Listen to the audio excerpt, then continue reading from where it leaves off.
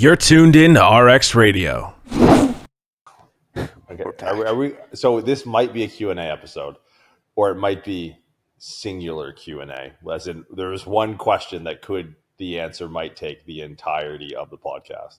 Yeah. And shout out, so I got to give a shout out because this guy's this guy's a real one. And I'll tell you one of the many reasons why he's a real one. Love it. I don't know when we're going to release this. Some of you following along at home may have noticed a certain one-sided internet tiff with a. We're gonna go there. And I can't. It's about as far as I'm going to go. And I think it'll bleed into the conversation we're having. So there's a gentleman named Tiernan McCarthy, and yes, you know where he's from. Irish coach, great dude. He's come out to our intensives in Rotherham. We trained with him in Manchester. Fucking homeboy. I think he's taking the barbell course as well. Unbelievable coach, unbelievably smart. At TMC_coaching_ the fucking man. He's a man. Shout out Ireland on the whole as being per capita one of the most invested in fitness education markets in the world. Like per capita, it has to be up there with maybe Singapore. And that's it. So like the Irish coaches I know are fucking guns, and he is top gun. So he had my back with some stupid bullshit internet tiff that I did not ask for and I did not partake in. And you have the option, because here's the thing about the internet. And, as Tiernan asked the question, and I think it's a fair question. And I don't think it's one that you and I have ever asked ourselves 10 years into running a business, having a personal life and the sort. And I think it's something that, it's whatever works for you. But I think whenever you're talking about things that have that level of flexibility, you need to understand the variables that you're manipulating to see what works for you. I think that being able to, you might not know the map, but you can know the landscape. And I think that's key. Understanding the landscape is a prerequisite to writing the map. And they are not the same thing, metaphorically. So I think there's something to be drawn out, or at least maybe I could just we'll talk a little bit about how we've managed business and personal life. Because, as we were rolling into this, realizing that, we're going to record this as probably the episode. You kind of alluded to the fact that there's not a real difference, or there shouldn't be a real difference, or at least in your case, not to put words in your mouth, there isn't a difference. Yeah. And I absolutely believe that. There's people that have a 9-to-5. Like a good example, I live in the Bay Area. People work for Apple, they work for Facebook, they work for Google. They make a lot of money to do that. But in these places, they encourage people to not leave. They make it so easy to be at work, like free food, gyms, showers, massages, like whatever you want, they have it there. But jobs like that, I don't know, like say you do data analytics for Facebook. Cool. I can't think of many people on this planet that are passionate about data analytics for their employer, right? You show up, you go to work, you do probably the bare minimum of what you have to do to get by. You collect your paycheck, you get your stock, you get your retirement benefits, you get your paid time off, you go home at 5:00 and you get on with your life. They're two completely separate things. You don't, the way you do data analytics at work has no effect on your relationships, your friendships, whatever it is. It's these two very separate things. Now, what you and I do, I'll speak on that because I can't really speak to anything else because this is the only thing that I do, period. And that's like, that statement ripples into this entire conversation. We started this business because this is something we're very passionate about, right? It was something that we had our practices. We found things that were frustrating enough for us in practice that we would get together, we would talk about them. We had problems that we wanted to solve that we would solve over and over again. It got very repetitive, and this business was kind of an outlet for that. But since we've been doing this, 2016? We've been doing this a bit now. I've never had any separation between what I do for work and literally who I am as a person. Like this, the business that we started is a big part of my identity, and for better, for worse, whatever, I don't think I've ever really had separation between the things that I do for work and the things that I do outside of work. It all just kind of bleeds into one another. The things that we do, that we have built a business around, are because they're things that we're incredibly passionate about. They're things that we've quite literally dedicated our entire existence on this planet to learning and deepening our understanding and taking it to the furthest extent. And the business is a result of that. So the business exists because of who you are as a person, the things that you pursue, who I am as a person, the things that I pursue, and our combined values around that. And the business is just a way to channel that into something that we can, I guess in a very superficial way, extract money for our efforts, but in a much deeper way, it's create a lot of value around the things that we've learned and the experiences that we have and the ideals that we have around exercise, rehab, sport performance, everything in the, I guess, the fitness realm, and even ripples outside of that now with we have Dwayne doing nutrition. So we've gone to a point where the business can sustain us bringing in very smart people to teach us and those around us about things that maybe are outside of our realm of expertise. So to take it back to the original point, like there's no separation. The business exists because of the decisions that you and I have made, because of the values that we have, because of the things that we're passionate about. And it's just an extension of that. It's not a separate piece. I think the tricky part is you will run into, and not necessarily in an adversarial way, and it's on you to gatekeep this as best as possible. And if you don't, it's your fault. You will find people in your life who try to create separation for you. And if you are not protective of yourself and them and being transparent in the inability to do that, because when you own a business the way, I know Tiana to own a business, I know the way we own a business, and it's not like, there are people who are passionate about business, entrepreneurship, and they see an opportunity, they get investors, they build teams, but they don't care about the core product. Like, there's this, if you ever like look around your house right now and be like, and you could probably name more items than not. I don't have a lot of shit in my house, so maybe my house is a bad example, but like, you have to understand that the majority of things that you have, the people who actually put them together aren't passionate about. Like, think about your phone. Right? Prescript, it's had varying, degrees of like headquarters over the years. We got a studio in Toronto. We had our places in the Bay Area. We've done some stuff on the road. At no point where I've been at a Prescript event have I thought to myself, we should probably put out suicide nets around the building. So no one at Prescript decides today is the day they're going to jump. Yeah. But the people that make your iPhone in, I don't know, Shenzhen, I think, is where some of the factories are. That's been reported to be a thing. I haven't seen them with my own eyes, but that's reported to be a thing. Like, tell me you're not passionate about your job without telling me you're not passionate about your job with your fucking 10 toes over the ledge and you're about to swan dive off the top of a skyscraper. Like, so you have to understand, like, if you work in this industry and I think to every industry is a service-based industry, right? We're always in the people business. It's something I kind of put out the other day. And if you want to claim ownership, there has to be a transparency with those around you so that there can't be a separation. Because people think of a separation like separation of church and state, right?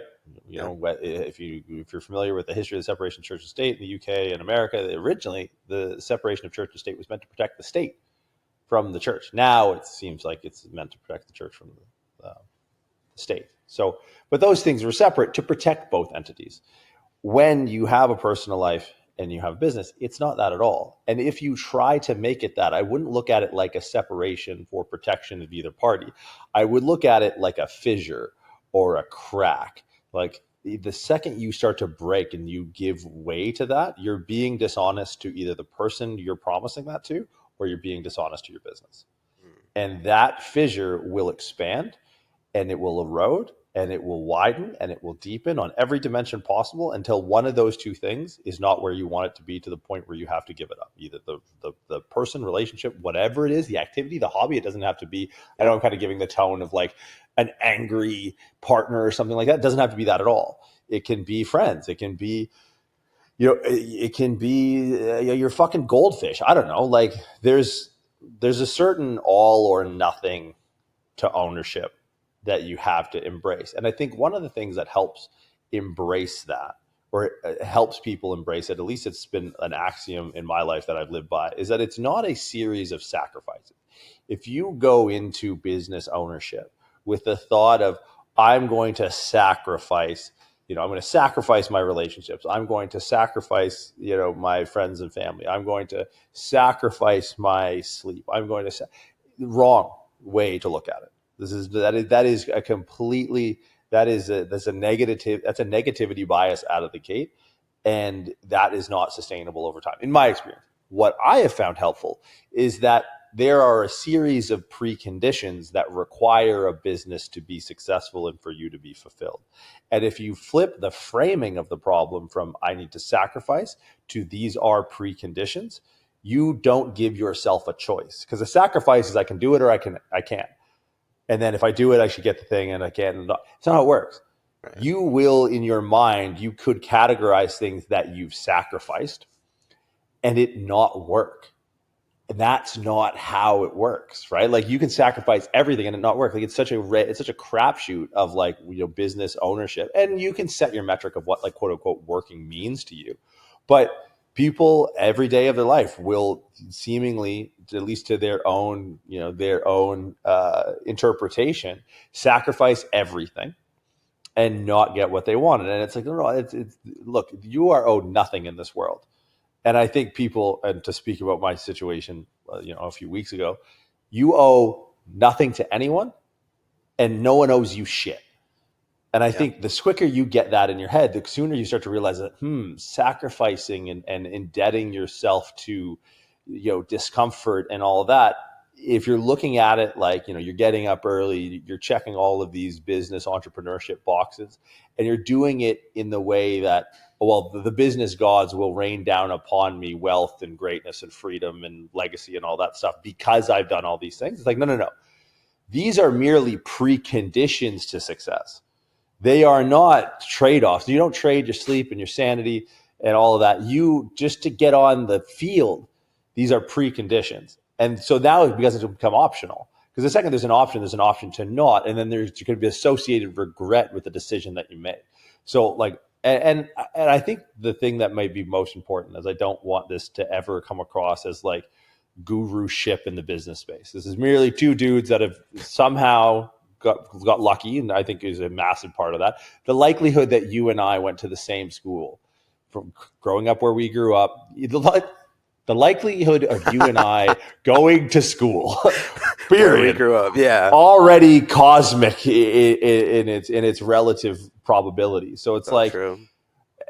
So I think people who give it hard advice on business and mass prescribed advice on business, I think massively understate randomness and timing into their worldview, let alone their own experience. And obviously those are very two similar things, but to be, to make proclamations around business and mass prescriptions without talking to someone, the arrogance of that is insane to me. All I can say is what has helped me, with the balance and the lack of existence of balance and the acceptance of that, is the framing of it's a precondition. So for example, I think of this, I don't know, maybe once a month, there's an episode of The Simpsons, and I forget what the fuck the premise of the whole episode was, but at some point, Homer finds himself at like this auction, and there's like this guy up there, and he's kind of like a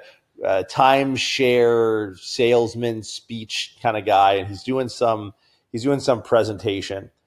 And sorry, it wasn't an auction. It was just some bullshit money grab presentation. And this guy was like, he's got this yacht, and he's got these, there's all these girls on it. He's showing all these pictures, and he's got this like cool car. And he's like, see that boat? I got it at an auction because someone was murdered on it. It's like, see those women? They used to be men. And like, it was just like going on and on. And I was like, you see this car? I got it at a deal because it smells like cat piss. And it's like, yeah, like, look, I haven't gone on like a vacation where I have not taken a day off of work. I tried once earlier this year. Tried to go up to like a cabin for a day. Yeah, you know what that day was. I know. Hilarious. And it was the most, but the thing is, like, that's where the separate. So I tried to deliberately go to a cabin in Muskoka and not turn my brain off, turn it up to 11 and put it on another planet and just sit in the dead of winter on a lake in the woods because, you know, we had come off a busy trip. I was on the road for about 6 weeks. We were in Australia. I'm like, all right, I know now that I need to try to interject these things. And I know now it's never gonna happen. I'm never not gonna have to work. Right. And I'm never not going to have the pleasure to work, which is, I think, again, framing your situation is a really good place to start. And you're laughing because you already know what happened. And so look, I'm going to be straight with you guys. I went to this cabin and I'm like, I'm going to get really fucking high on mushrooms. Because to me, that's like a week vacation in 4 hours. And like one of the more hilarious events in our business's history happened while I was on the fucking moon. My phone started ringing. It was like a contractor, and I'm not going to go into the specifics. And it just wasn't meant to be at the end of the day. And I think having that, maybe more open aperture in the way you look at your life and business is super helpful. I'm like, the sun will come up tomorrow, and it is good for such a good laugh. And if anyone ever wants to talk about what the actual thing was and you're close to us, let us know. But it's like, look, that's a precondition. The reason I can be like, you know what, fuck, dude, like I've had a crazy 6 weeks. I'm gonna go chill in this cabin for like 36 hours and just like try and melt a little bit. The reason I'm able to do that is because shit's gonna go down when I'm in the cabin. Right? I'm going to go in the cabin. I'm going to fucking, I'm going to eat 3 grams of shrooms. I'm going to be halfway to Pluto. And then all of a sudden my phone's going to ring. And it's like, if you are not willing to accept that as a precondition, if you see that as a sacrifice, you have framed success in my mind. Like that would be an unsustainable way of framing my pursuit of success in business. Like if you can't embrace that as like just the best opportunity for like, man, this like literally my first thought is I saw the phone ring, kind of. I don't think I was grabbing. I think I was holding my phone. Sure. And I confirmed using other senses that I was like, okay, no, this is in fact ringing, and I am in fact holding it. And I'm not just trying to talk to a spatula or something. And I'm like, the first thought in my head is, man, this is going to be such a good story. Like that was it. Like I wasn't upset or mad because it's not like I was sacrificing anything. It's like, this is it, man. This is part of the game. And when you accept that, I think people give themselves too many options. And I think if the only option is success by the way you define it, then that's it. And it sounds so cliche, but like think of it very tangibly of how the embodiment of that mindset actually finds you in the day. Like think of that. It's like I was talking to someone the other day, and I was talking to my buddy Ronan, very, very smart guy. We'll probably get him on the pod. Ronan was a founder of a company called Field Trip, the largest psychedelic-assisted psychotherapy clinics in the world. Company scaled up to almost $1 billion. Ronan's a fucking G, man. I fucking love this dude. And I was talking to him about business and preconditions, and I was like, look, man, like if you decide to go down this road and there's another road, then you open up the door for regret. You open up the door for what if. But if you can just like choose to not give yourself choices, and that's a choice, like that is the only choice you have, is to choose to not give yourself choices. Then you just deal with what is, and that's it. There's no other, like you can't run it back anyways. You can't go back. There's no do-overs. And I think that's where, like, when you look to embark on a business and you're passionate about the product and it's a reflection of you or your values or the people you surround yourself with, the second you give yourself an option of like trying to turn off, you're doing a disservice to something or someone. And that's where both things are set to fail. And this leads into my second point. First point, 20 minutes in. Set up a mindset of preconditions over sacrifices. Preconditions mean that what is happening is required to happen to be successful. Now, not saying if you go through it, you're guaranteed success. No one owes you shit. But changing your framework or your mindset, however you want to word it, from a series of sacrifices to the necessity of precondition, that'll immediately break your framework of a negativity bias. It'll be like, oh, this is what I have to do. Okay, this is part of the story. And the second thing is transparency, because what we do is new. The internet is still relatively new in the entirety of time. Like, it's such an insane inflection point in evolution. Like, no one really knows what this is. And there is going to be, every one of us had parents that had, they left their work at work. My dad was basically fucking Fred Flintstone. Like, he punched a clock at the end of the day. He slid down the tail of a Brontosaurus Rex and he came home. And that was it. And then he was dad until he had to go back to Enwin Utilities at 8 a.m. or 7 a.m. the next morning, whatever it was. So it's like, we're the first real generation of people coming through with the conundrum of a work-life balance. And it is on you as you move forward to really be transparent about that. There's not going to be a separation between work and life, right? And when you do that, you give someone the choice to not choose. And that might sound bad. It's usually talking about people you're in a relationship with or friends or whatever. Friends might want to go watch the game. But if you go look, I'm going to be straight with you. I don't go out. I work all the time. If my phone rings, I have to answer it. And that's a precondition to my business. And your acceptance of that is a precondition to our relationship, whether friendship or otherwise. And you can be now that's twofold on the transparency. You have to be as clear as possible out of the gate. And you have to understand where that clarity is being received or not. And you have to do that at the behest of both people. Because if someone is like, oh, you're going to answer your phone, it's like, we talked about this from the get-go. Are you still comfortable with me being in the business I'm in? Because this, just as my business has a set of prerequisites, this relationship was based, friendship was based, whatever was based on a set of prerequisites. Just as I am not going to violate the prerequisites of my business, I expect you to not violate the prerequisites of this friendship, et cetera, whatever. And that is hard because it's not a one-off conversation. It's not a hey, we 3 years ago we talked about this, and now it's look, man, it's not anyone's fault, right? If you're a half decent person to be around, people are gonna want to be around you. And if you're not a piece of shit and you're nice to people, it's natural for them to say, hey, let's take the night, let's go to this, and let's go. It's look, I can't.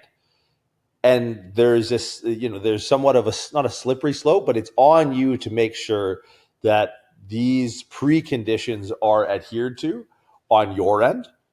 You owe that to your business, you owe that to it, and for anyone that you're doing business with or you're in a relationship with. So that's kind of my two things. We talk about preliminary frameworks for balancing work life in this industry, where you don't punch a clock, where you eat what you kill, where what you put in is what you get out of it, right? Then those to me are the biggest things. Establish a commitment to yourself based off of prerequisites to success rather than sacrifices for success, and then figure out a way to be as transparent as pathologically transparent and honest as you can be, as often as you deem fit. And if that, and then the thing with both of those things, and this is a meta principle in business, if you are incapable of doing either of those things, it is 100% your fault. Love that. Yeah. I have a lot of points that I want to make. But first, we're going to re-up the nicotine. Yo, can we get a Zyn sponsor in this bitch? Where are we at with that? Yo, hit me up. We're going to get Anna. Yeah, I think you made a lot of great points, and I'm in complete agreement with pretty much everything you said.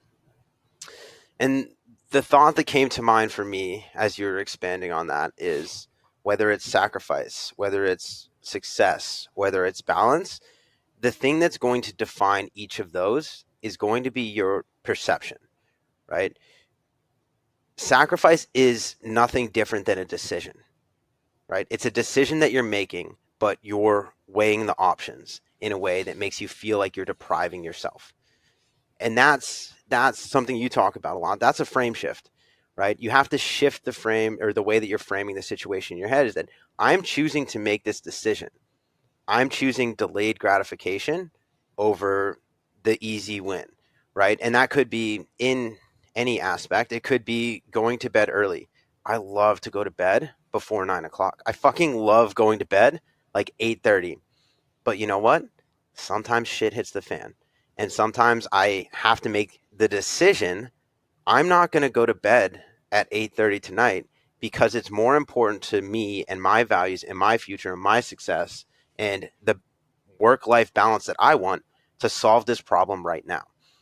And that's not a sacrifice to me. That's a conscious decision that I'm making. I'm understanding and I'm weighing the variables that yeah, maybe someone would look at this like I have to sacrifice sleep to do this thing.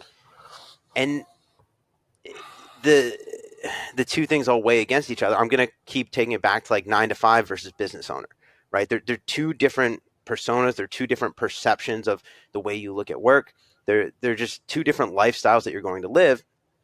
But someone that works at Facebook and they're on salary and they're getting, I don't know, they make a lot of money. They're probably making 20 G's a month. Sick. That's a great salary. 20 G's a month? If I'm your employer and I'm paying you out 20 G's a month, you better fucking solve the problem before you go to bed. All right? That's one side of it. But the person that's getting 20 G's a month to work 9 to 5, their perception is, I'm not on the clock. I'm not going to do this until 9 o'clock tomorrow. That's a very different perception than the person, like what we do, what anyone who's asking this question in this space, what you do, it's very ill-defined, right? It's the benefit of working on the internet. You can do it on your own time, freedom of place. But the thing is, you got to fucking do it.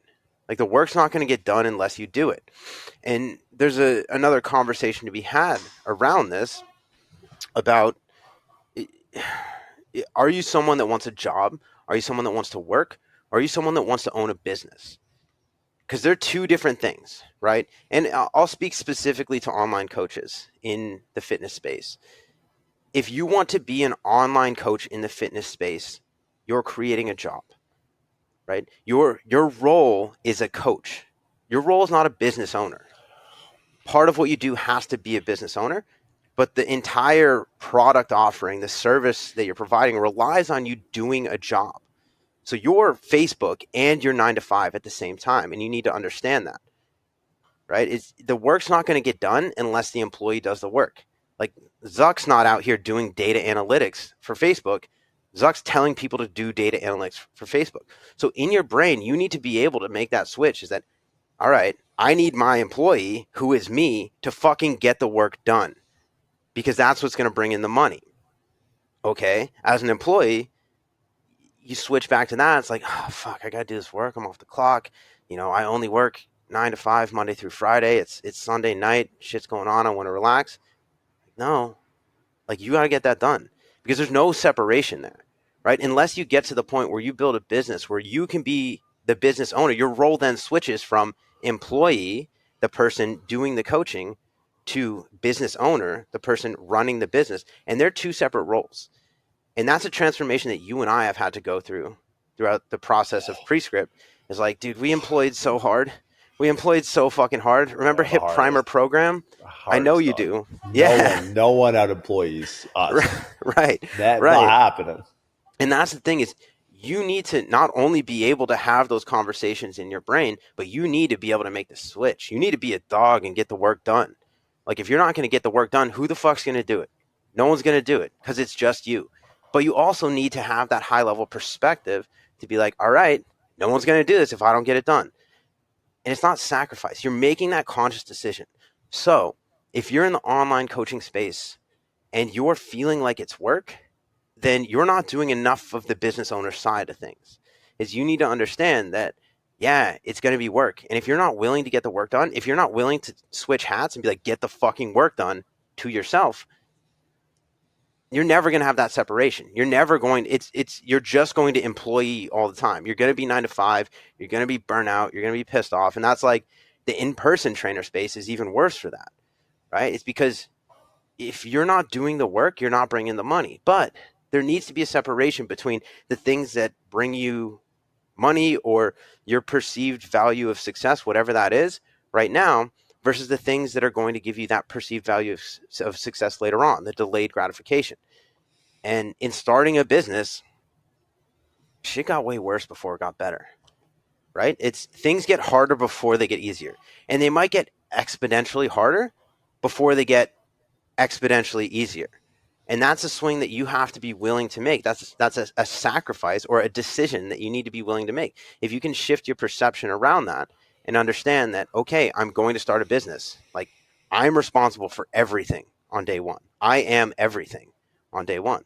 But you need to still be able to schedule out that time or be able to switch hats and be like, all right, this is my time to do the things that are going to allow me to sustain right now. But these are the things that are going to allow me to sustain long term. Because the things, you being a dog and you working, that's not sustainable long term. That's not a good model long term. That's why you'll see, like, I feel for trainers that are like in their 40s and 50s and they're on the gym floor 10 hours a day. Maybe that's a level of success as a trainer. You're probably making good money.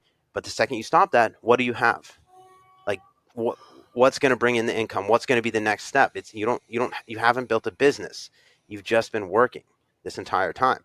And I'll tell you this, Facebook is a much better place to work than the gym floor, because you're going to have stock options. You're going to have retirement. You're going to have health benefits. Like, if you're in this profession, it's fucking hard. You've chose something that's going to make your life really hard. So you better have some sort of planning. You better be able to have that ability to frame shift and be like, all right, this is the work I'm going to do, but this is the business that I'm going to own.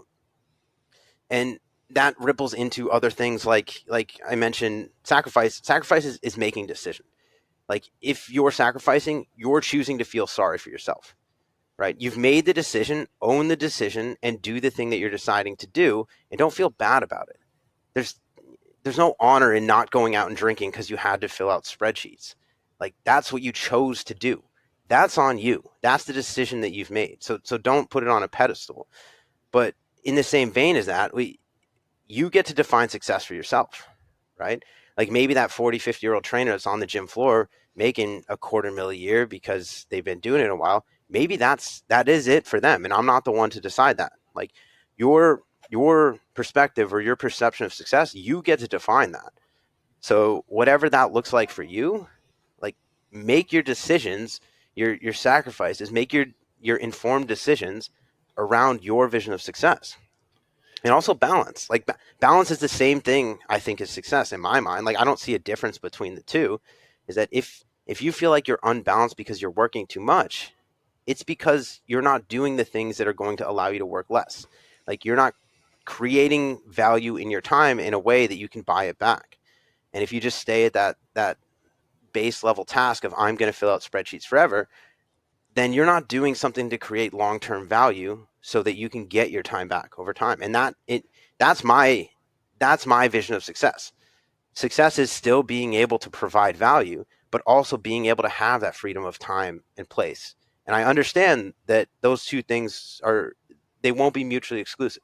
Like you said, you could be melting your face off in the cabin, but you still got to do shit. You got to handle shit, because that's the decision you've made. That's the choice that you've made, and you're okay with that. And it doesn't feel like a sacrifice because you've actively made that decision knowing that there's repercussions with that. And I wouldn't change a fucking thing. Like, looking back on it, looking at how hard I've struggled at times and looking at how good things have been at times, like, I'll take that swing every single fucking time, because it's something that my perception around success, my perception around sacrifice or decision making, my perception around balance, like, it fulfills those things. Like balance isn't always balance. Like, if we zoom out, there's been times where I've been, fuck, man. When we started this business, I was living in a townhome with 5 other people, and I could barely afford rent. Like, I was so broke, and I was only getting more broke because the interest on my student loans was accruing faster than I could pay it. Like, I was working harder than I've ever worked and getting broker than I've ever been. Like, that doesn't seem like balance to me. But now as we zoom out and we look at a broad spectrum, you and I made decisions. Some might call them sacrifices, but we took the responsibility for the decisions that we were making. And we said, no, like, we're going to invest in this long term. And we're going to build something. We're going to make something that allows us to have that swing, so that once you zoom out over maybe a 10-year timeline, maybe it is balanced. Maybe it's more balanced than we thought it would ever be. And maybe it's skewed. Maybe it's skewed towards, oh, wow, this affords me a lifestyle that I never thought was obtainable. And I think that's what people miss when they think about balance. It's like, you got to put in the work.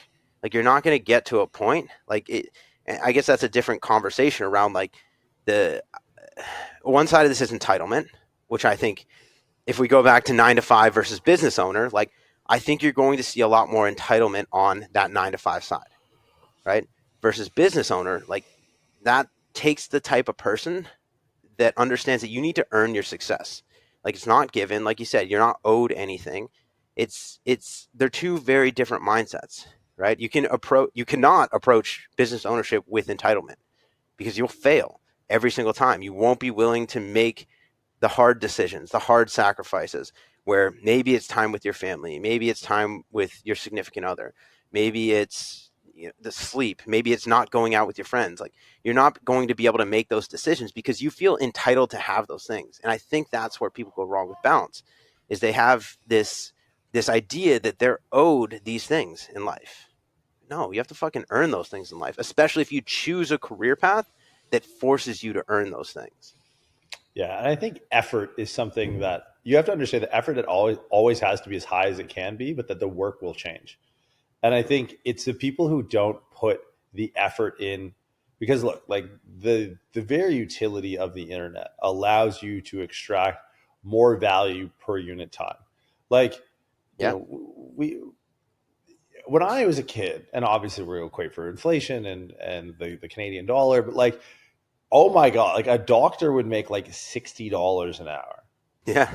If you calculate what an online coach makes, per unit time, they are in such a position of leverage when it comes to, like, all right, how much do you actually work if you add it all up? And, like, working like a surgeon would be working in an OR. Like, there's no breaks, there's no anything. Like, the per unit time of work, how much are you actually working? Most coaches are making way more than surgeons are making they just spread it out over a 40-hour work week. There is I mean, I wouldn't even know how to categorize this. I'm going to call it like maybe a principle of organizational behavior, business management principle, that it will take exactly the amount of time you assign to do a task for a task to be done.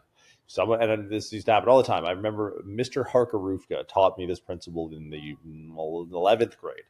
And he was like, he told the story about a guy he knew that worked at the local casino, Caesar's Palace in Windsor, a bustling metropolis Caesar's Palace is. Does Caesar actually probably live there at one point? Windsor, just the bastion of human ingenuity and engineering. And there's this guy whose job was to clean the parking lot. It's Windsor, dog. This is what people do for a living. They clean parking lots. And he was, like, diligent, and he went in the first couple of days and cleaned the parking lot in like 17 minutes. And the bus came back to pick him up in 2 hours. And when the guy came back 2 hours later, he goes, "Fuck are you doing? Why are you sitting around?" It's like, "I cleaned the parking lot in 17 minutes. And he's like, "You fucking lazy piece of shit." So when people talk to people in Windsor. And so, like, very quickly, he's like, okay, I need to spread this 17 minutes out on 2 hours. Right. And it's like, I think people lack a certain level of urgency that actually decreases effort per unit time. And I beg of you, if you are in early stages of business development, try and maximize. And I'll tell you why. And it's future proofing your durability and your attrition long term. If you can understand that, look, I have this tool of a computer and the internet, and I'm in such a position of leverage to take that effort per unit work and make it as high as possible, right? And where most people work on the internet so they can do less. Yeah. You are, especially when you're younger, especially when you're in the early stages, especially when you feel, in relatively invincible, or you just don't care about the ramifications of being so broke and working so hard. Yeah. What I think that era of our business development and our life did for us is no matter how unprepared we seem and we feel for the challenges of moving outside of the core competency of the business to which we feel more confident in, let's say, like we employ so fucking hard, right? Because and it's so useful because when we have to business owner hard, some of the business ownering hard is like figuring out the right stuff to do. With the employee stuff, and we know exactly what to do. We know exactly when we were employing hard and it was a 9-to-9 job for us and we didn't have anything, we didn't have the structure or the scale or the know-how to business owner, and we just employed, we knew the nuts and bolts really well. Like we could sit down and whether it was writing articles or creating content or making products or making courses, like that was easy for us fundamentally, but very tiresome and effort laden per unit time. And we did a lot in a relatively short span because even though we had the upper hand of the leverage of the internet and the computer, we still worked like we were fucking sweeping chimneys for a living, right? But now, and this is where it becomes so useful, you know, you've mentioned a few times or alluded to the story of the HIP primer program. We manually entered first name, last name, and email of 3,200 people into a program that I still get messages about. The podcast is floating around there somewhere back in, probably double-digit episodes. It would have been November 2018. That's how hard I employ is. I remember October, November 2018. But it's when we run into now, it's like, do we need to file a new LLC? Do we need to, what do we do with business ownership with business owners that are out of different country? Me and Matt being Canadian and you being American and us filing in a different state. These are things that relative to the subject matter compared to what we know when we were employing, we know nothing about. Yeah. But because we were like, hey, we're going to treat this fucking laptop like it's a goddamn foreman.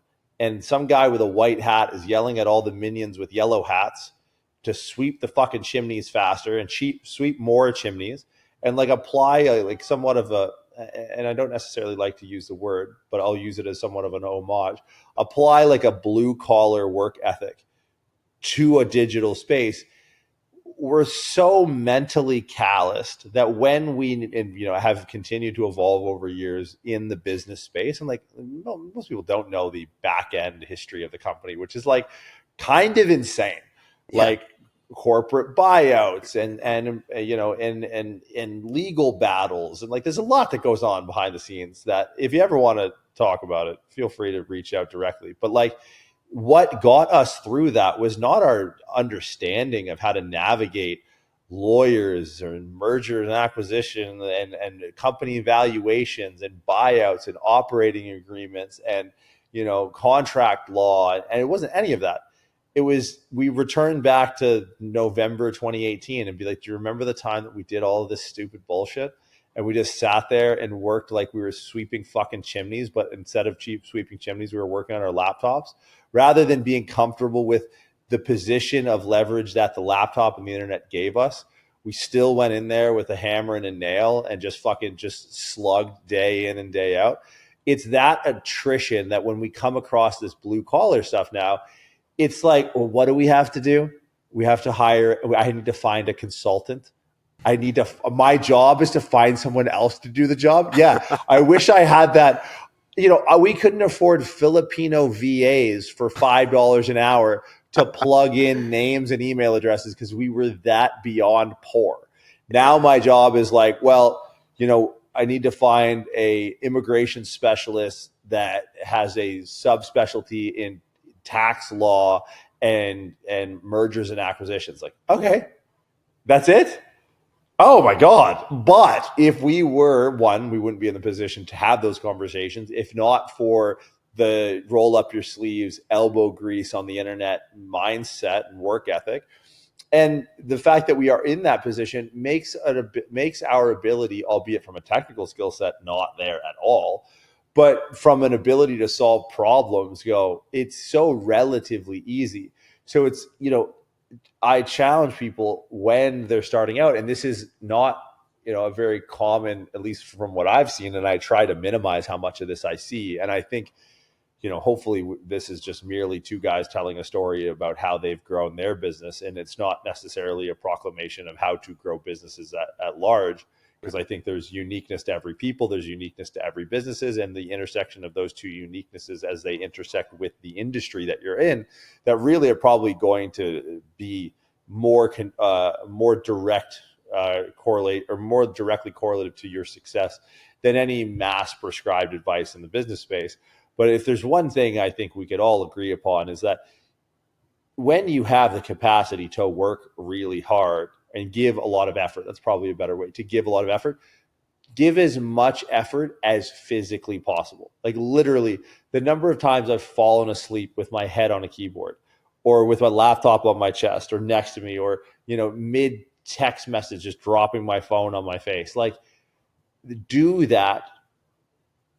And for me, it was do it until the sustainability of the company required you to do something else. And you'll get to that point way quicker if you're willing to, it's not necessarily, I don't want to get into too much of like the business guru space, but I had a friend of mine, a very close friend of mine, who, when I first met him, he kind of introduced me to the idea of like 10X, which is like a Grant Cardone thing. And you can say what you want about Grant Cardone. Never met the guy.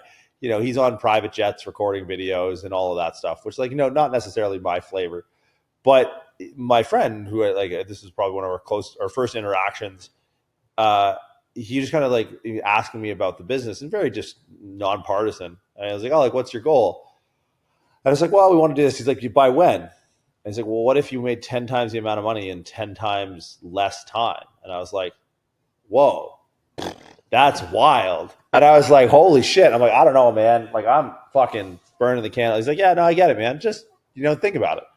And I haven't stopped thinking about it. Like, the urgency and speed, all of that stems from your ability to exact effort to a task. And it cannot tell you the interest rate compounding daily of effort.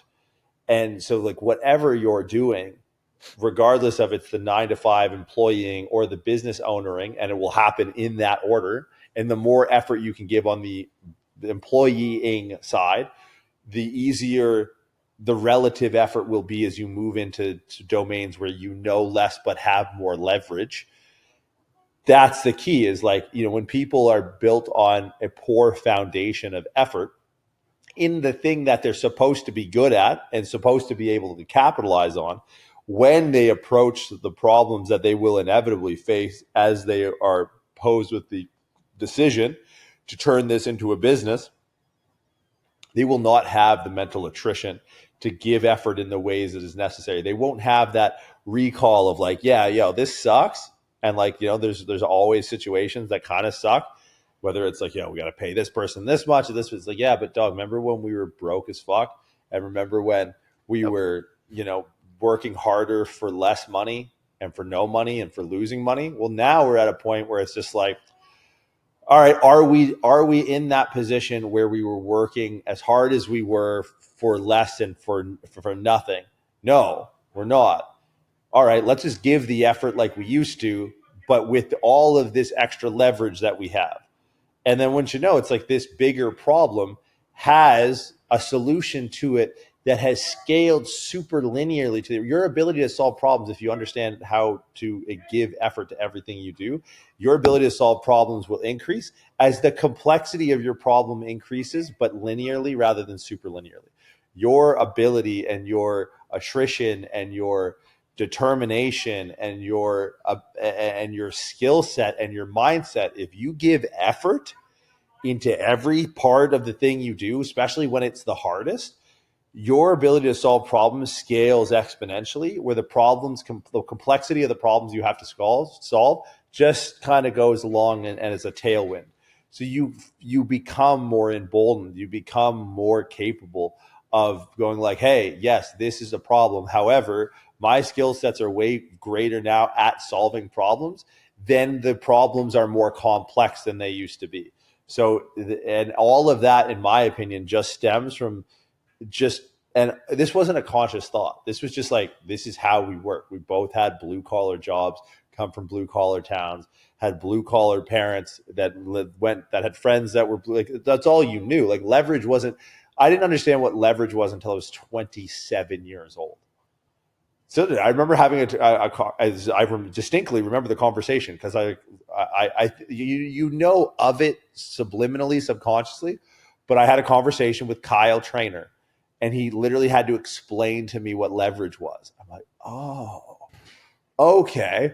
But I think one of the things that internally you can learn how to leverage and is something that has such a positive ROI, an exponential return on the investment of your time, is the investment of your effort. And it's not necessarily work, it's how you approach your work. It's the tenacity, it's the urgency, it's the willingness, it's the wantingness. If you can learn how to give effort on the things that you love and the things that you're good at and the things that are the core product that build your base, then when you get to the fucking gray areas where you don't know shit about legal or copyright law or business structure, taxation, whatever, you don't know anything, but you know how to give effort, you know how to solve problems, and the effort required to solve these problems with the accrued leverage the leverage you've accrued from giving so much effort to the thing that you know a lot about makes these problems so much easier to solve. So, and it's like, what an understated thing is. It's not about the work necessarily. It's about the effort. And that's what people lack. Yeah, I absolutely agree with that.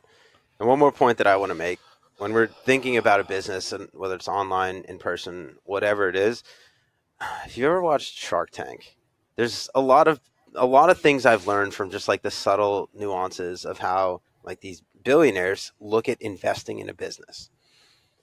And the first thing that you need for a business to be investable is you need proof of concept.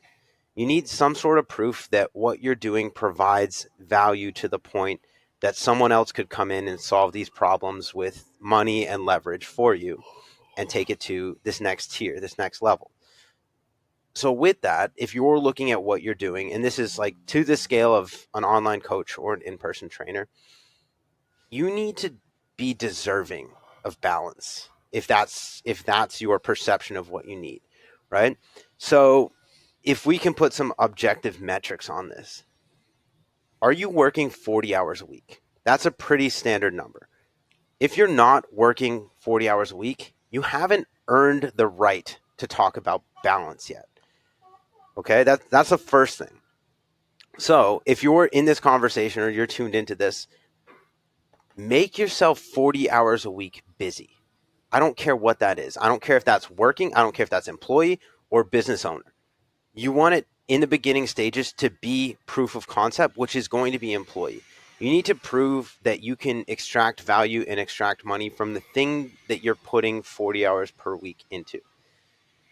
After you get to that point where you have 40 hours per week of work and you're making some sort of sustainable income, then you need to have that frame shift of, okay, the work is here. Now I need to buy my time back.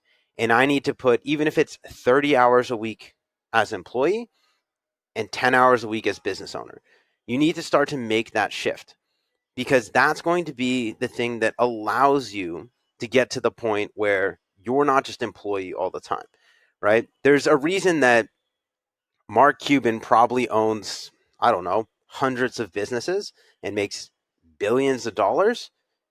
He has the same amount of time in a week that you do, that I do, that anyone does.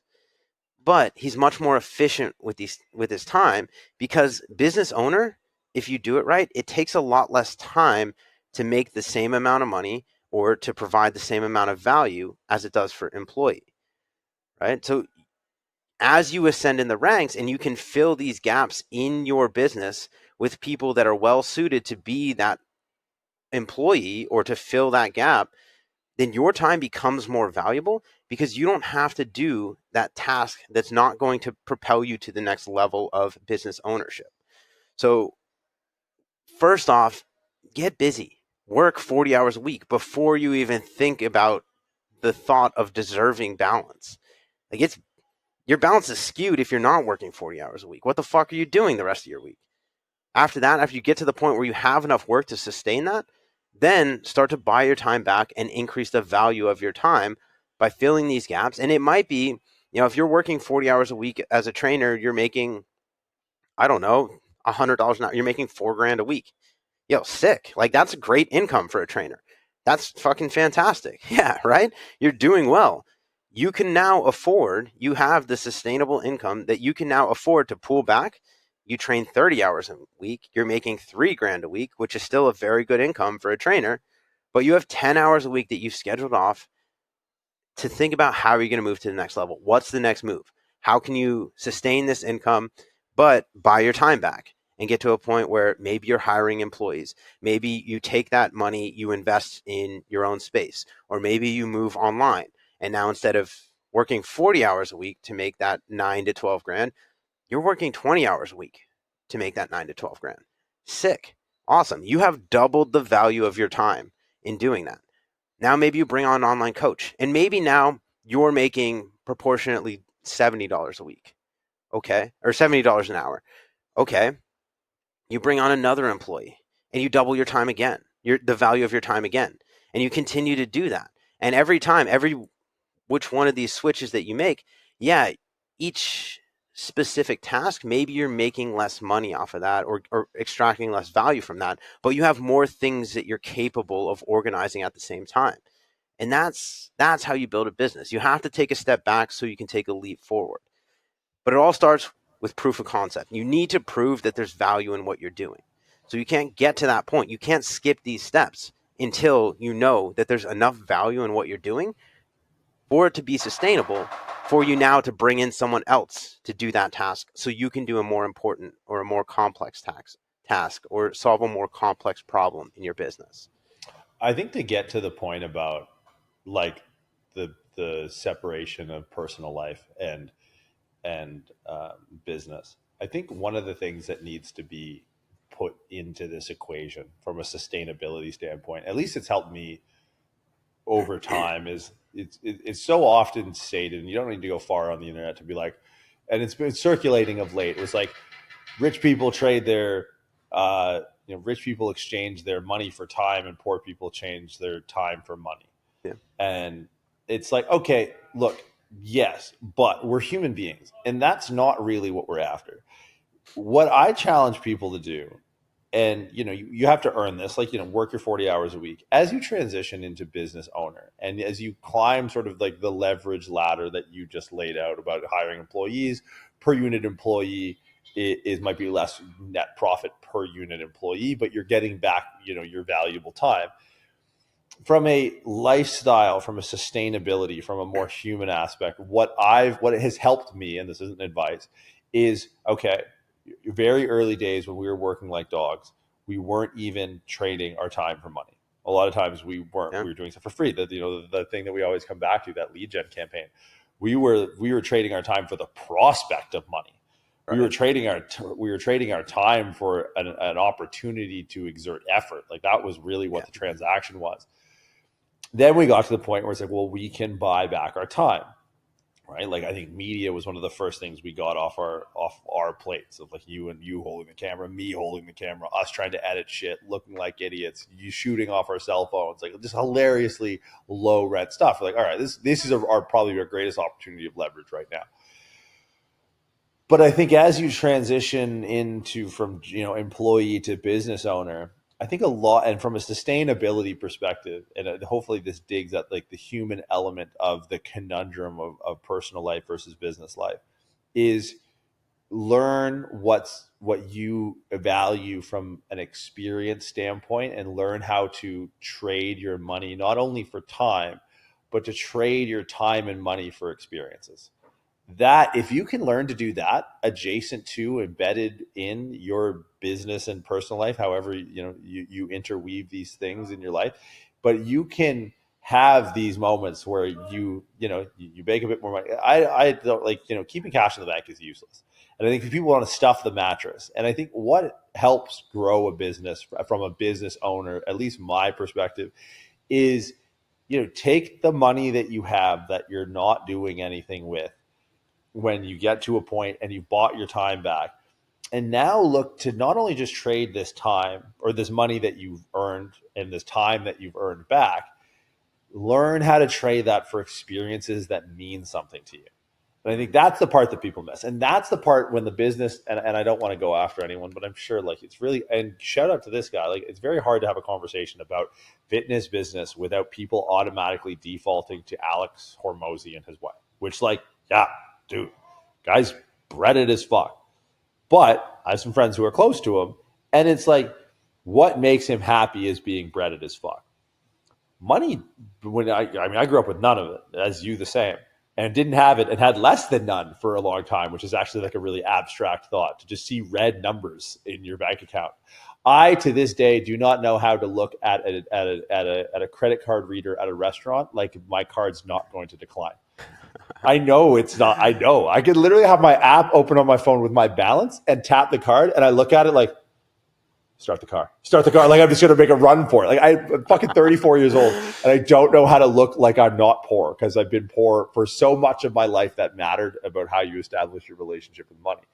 But what has helped me just stay so engaged in business ownership and in the work side, like, you know, there are things that we have to do that are definitely employee related, and there are jobs that we have to do still, is like, hey, I don't just have this equation of money for time and time for money.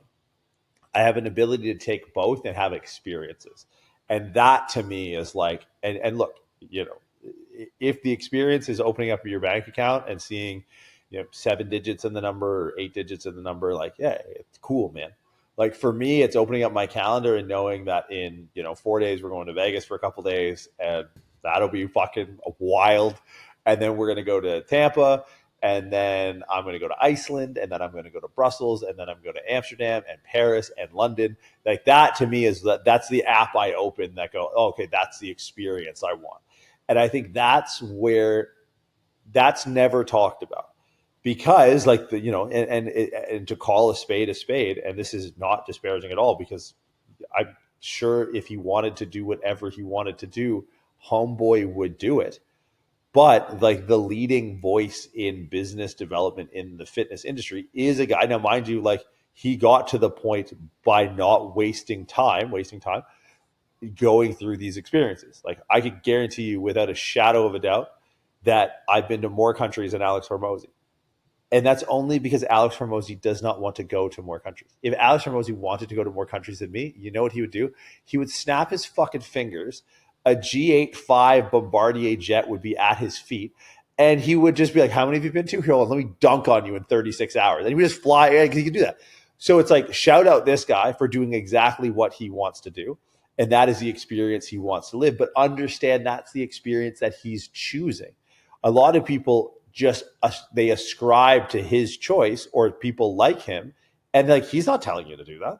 He's like, look, to be maximally successful, you probably might not want to go to Amsterdam, Brussels, Iceland, Paris, and London. If you spend those time working, you'd probably make more money. It's like, maybe.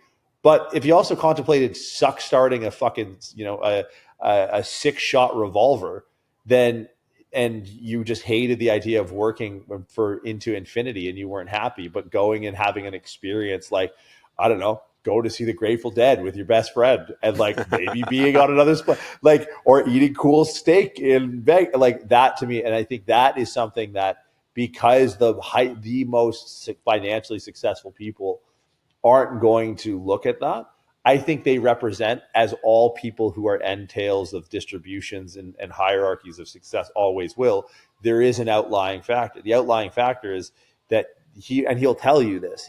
And I don't even follow him anymore. And it's not because, you know, I have anything against him. It's just I don't need to, because everyone posts everything. Everyone I follow posts it every day. What the fuck I need to follow this guy for? Yeah. But he's very blatant with that. I don't think people hear him, because I don't think they know what the antidote is. Like, oh, okay, like he's like, look, I just like money and I don't do anything. The number of times I've seen a video, and I don't follow him, of this guy going, I don't like anything, but I go to the gym and I work. And like, shout out, man, good for you. That's what he actually likes. Most people aren't wired to that spec and aren't destined for that bank account. But you can still live a ridiculous life where you don't have to sacrifice personal or business. And the way you do that is you understand okay, as I climb this and I get to the point where I've traded time for money and I have my time back, or sorry, I've traded my money for time and I have my time back, and I have money and time, that's not a fulfilling place for most people to be. It's like, you know what you don't have? Experiences. And if you can start trading the time and money you've accrued and worked for and leverage back and forth in this sort of like taking step back, 2 step forward, and do that, then you're going to be engaged in this process forever, right? Because the precondition to me going to Iceland, Amsterdam, Brussels, Paris, and London is that, yeah, I'm going to be on a train and something's going to pop off. And I'm going to teach L1 at 3 a.m. in the morning. And I'm going to, I'm going to hop on call and I'm going to do this and I'm going to send emails. But I get to send emails from the edge of a volcano. All right. And I get to send text messages to my 2 best friends I run the business alongside at a fucking Michelin star restaurant in Amsterdam. But it's like, I deplore you, please, if you want to run a business long term and you have the aspirations of having both time and money, if you do not trade them for experiences, you're going to be fucking miserable and you're not going to want to do any of it ever again. And you'd wish you sold it all tomorrow.